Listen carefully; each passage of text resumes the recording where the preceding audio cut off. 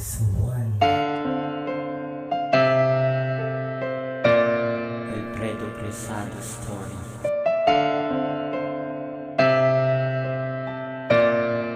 M2K Production. Sa pagtulog sa gabi hanggang pagmulat sa umaga na laging dinadalangin at ako ay umaasa. Maliban sa panaginip na sana ay magbalik na ang dati kong katawang sa larawan na lang nakikita. Kung mapaglarong tadhana, ba't ako ang iyong nakita? Ba't ayaw mo pang bawiin ang binigay mong sumpa? Pagkat ako'y sawa na sa panglalait ng iba. Bugbog na aking dibdib sa mga titig lang nila, na kahit di magsalita ay aking basang-basa sa mata ng mga tao. Walang ginawa kundi manghusga, na sa halip magpasalamat at hindi sa kanila ibinigay ng tadhana ang ganitong pagdurusa. Kapansanang habang buhay ko na kung madadala, kapalaray tinanong ko kung meron pa bang saya na nakalaan sa akin upang punasan na ang mga luha na dulot ng pangungutyang dahil sa ako'y iba. Ba't ako?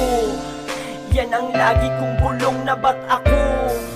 Yan ang lagi kong tanong, ang sarili sinisisi sa tuwing namamalagi. Ang kalungkutan sa puso ay tuluyan ang naghari dahil sa kapansanang hindi ko makasanayan. Kasalanan ng mundo, bakit aking pasan-pasan? Tapos sabi ng iba na ako daw ay maswerte pagkat meron akong pa at kamay na may 10 daliri. May mata pa na malinaw, pandinig ang mga tenga, may ilong na pang-amoy at bibig na pang-panguya. At ang sagot ko naman ay, kung kayo sa aking estado, masasabi nyo kaya kung araw-araw ganito? Araw-araw kang tatawanan dahil sa iyong kapansanan na hindi ko matandaan kung ano ang aking kasalanan. Na kung ba't ganito ituring, hindi ko naman piniling, hindi ko naman hiniling na ang buhay ko ay dalhin sa sitwasyon na ganito, na kung pwede lang papiliin na ako'y maging normal ay akin na tong hiniling. Upang matapos na ang aking paghihirap sa tuwing ako'y inaasar na lagi kong dinadain, na lagi kong kinikimkim na para di mahalata. Idinadaan ko na lang sa mga hilaw ko na tawa. Ba't ako? Yan ang lagi kong bulong na ba't ako?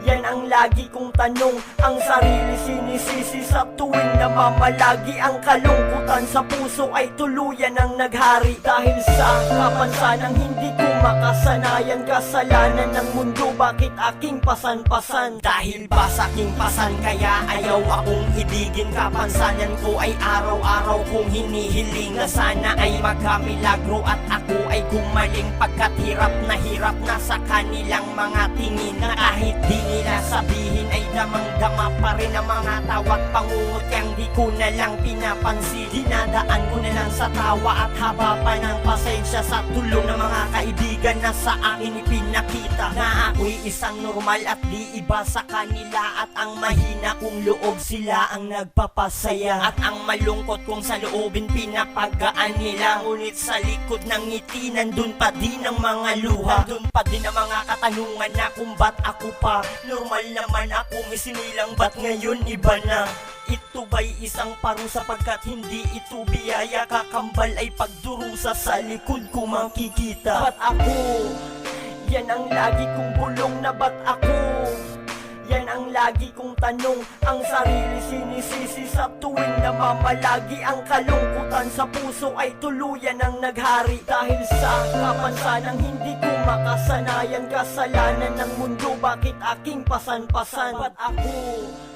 Yan ang lagi kong bulong na ba't ako? Yan ang lagi kong tanong, ang sarili sinisisi sa tuwing namamalagi. Ang kalungkutan sa puso ay tuluyan ang naghari dahil sa kapansanang hindi ko makasanayan. Kasalanan ng mundo, bakit aking pasan-pasan?